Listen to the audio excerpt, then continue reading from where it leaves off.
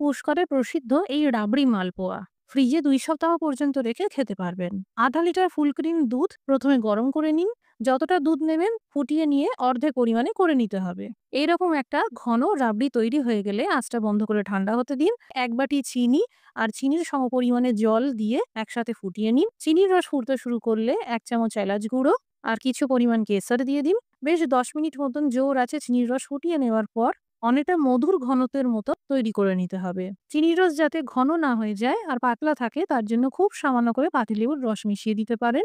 এদিকে একটি মিক্সিং বলে যতটা পরিমাণ রাবড়ি তৈরি হলো তার অর্ধেক পরিমাণে ময়দা দিয়ে দিন। 1 চামচ চিনি দিয়ে দিন। এবার তৈরি করা রাবড়ি দিয়ে আর 1 কাপ তরল দুধ অল্প করে দিয়ে মিশিয়ে নিয়ে একটা মসৃণ ব্যাটার তৈরি করুন। কড়াইতে পরিমাণ মতন তেল গরম করে নিয়ে মালপোয়াগুলোকে ভেজে নিন। মালপোয়া ভালো করে ভেজে নিয়ে গরম চিনির রসে দিন। 2-3 মিনিট রেখেই চিনির রস থেকে তুলে নিন। তৈরি হয়ে গেল রাবড়ি মালপোয়া।